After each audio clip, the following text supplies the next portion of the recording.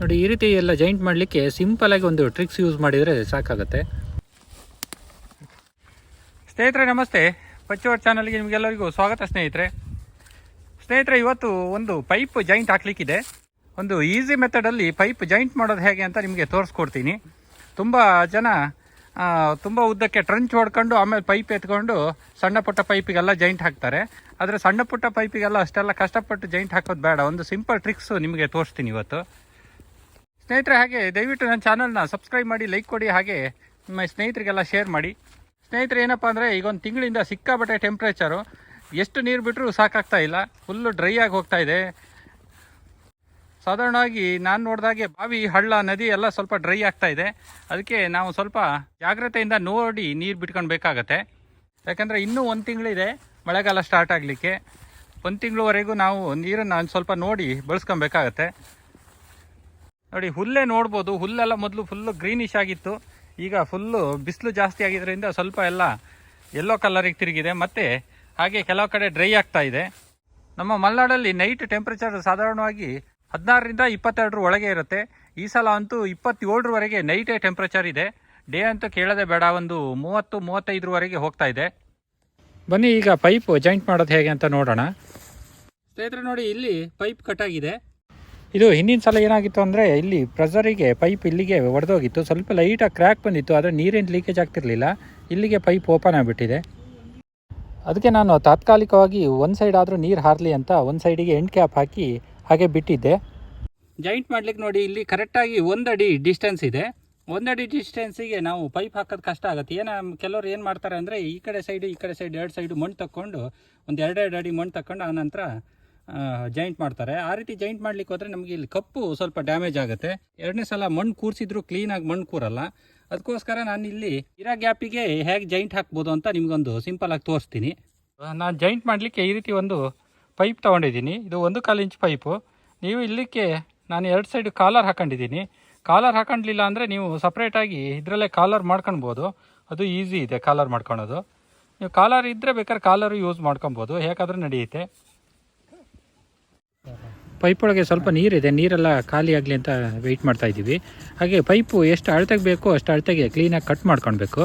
Gap ಕರೆಕ್ಟಾಗಿ ನೋಡಿ cut ಮಾಡ್ಕೊಬೇಕು. ಗ್ಯಾಪ್ ವ್ಯತ್ಯಾಸ ಆದರೆ ಮತ್ತೆ ಕೂರಲ್ಲ.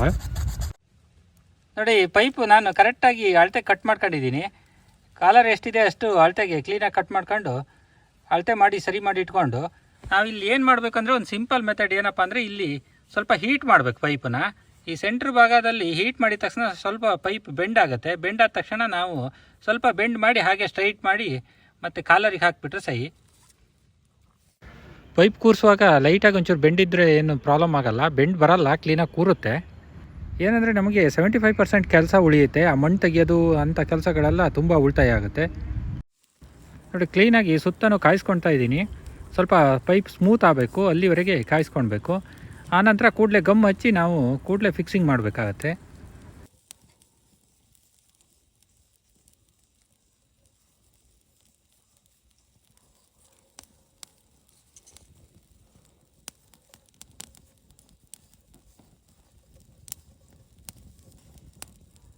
ನೀವು 2-2.5 ಇಂಚು ಪೈಪ್ವರೆಗೂ ಈ ರೀತಿ ಬೆಂಡ್ ಮಾಡಿ ಕ್ಲೀನಾಗಿ ಕೂರಿಸ್ಕೊಳ್ಬೋದು. ಅಷ್ಟೇ ನೋಡಿ, ಈಗ ಗಮ್ ಹಾಕ್ಕೊಳ್ತಾ ಇದ್ದೀನಿ. ಗಮ್ ಹಾಕ್ಕೊಂಡು ಪೈಪು ಸ್ಮೂತ್ ಆಗೋದ್ರೊಳಗೆ ನಾವು ಕೆಲಸ ಮಾಡಿ ಮುಗಿಸ್ಬೇಕು.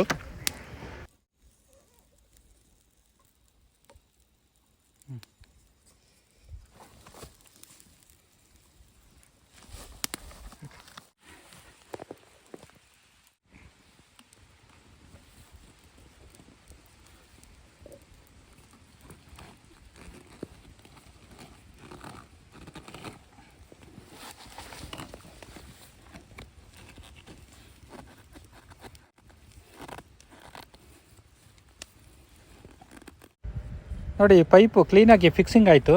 ಪೈಪು ಎಲ್ಲೂ ಬೆಂಡ್ ಸಹ ಬಂದಿಲ್ಲ, ಕ್ಲೀನಾಗಿ ಕೂತಿದೆ. ಇಷ್ಟೇ ಸಿಂಪಲಾಗಿ ಮಾಡೋದು. ನೋಡಿ ಪೈಪ್ ಸಹ ಹಾರ್ಡ್ ಆಗಿದೆ. ಸ್ಮೂತ್ ಇದ್ದಿದ್ದು ಕೆಲವೇ 1 ನಿಮಿಷದೊಳಗೆ ಹಾರ್ಡ್ ಆಗಿಬಿಡುತ್ತೆ. ಈಗ ಮೋಟ್ರ್ ಆನ್ ಮಾಡಿ ನೋಡೋಣ, ಎಲ್ಲರೂ ಲೀಕೇಜ್ ಬರುತ್ತೆ ಏನೋ ಅಂತ ನೋಡೋಣ. ಗಮ್ಮೆಲ್ಲ ಕ್ಲೀನಾಗಿ ಆಗಿದೆ, ಲೀಕೇಜ್ ಬರಲಿಕ್ಕಿಲ್ಲ 90%. ನಮ್ಮದು 5 HP ಮೋಟ್ರು, ಫುಲ್ ಪ್ರೆಷರ್ ಇರುತ್ತೆ. ನಾವು ಹಿಂದಿನ ಸಲವೂ ಇದೇ ರೀತಿ ಮಾಡಿದ್ವಿ, ಏನು ಪೈಪ್ ಎಲ್ಲೂ ಡ್ಯಾಮೇಜ್ ಬಂದಿಲ್ಲ. ಈ ಸಲವೂ ಏನೂ ಆಗೋದಿಲ್ಲ. ನೋಡಿ ಕ್ಲೀನಾಗಿ ನೀರು ಹಾರ್ತಾ ಇದೆ, ಎಲ್ಲ ಜಟ್ಟಲ್ಲೂ ಕ್ಲೀನಾಗಿ ಪ್ರೆಸರ್ ಇದೆ ನೋಡಿ, ಎಲ್ಲ ಹಾರ್ತಾ ಇದೆಯಲ್ಲ. ಅದು 2 ಜಟ್ಟು ಹಾರ್ತಾ ಇರಲಿಲ್ಲ ಮೊದಲು, ಈಗ ಜಾಯಿಂಟ್ ಮಾಡಿದ್ಮೇಲೆ ಅದು ಕ್ಲೀನಾಗಿ ಹಾರ್ತಾ ಇದೆ, ನೋಡ್ಬೋದು ನೀವು.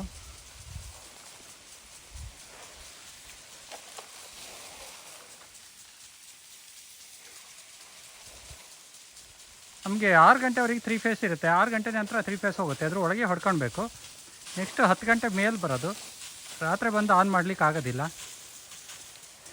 ಸ್ನೇಹಿತರೆ, ನಿಮ್ಮ ಸಪೋರ್ಟ್ ಹೀಗೆ ಇರಲಿ. ನೆಕ್ಸ್ಟ್ ವೀಡಿಯೋದಲ್ಲಿ ಮತ್ತೆ ಸಿಗೋಣ. ಬಾಯ್ ಸ್ನೇಹಿತರೆ.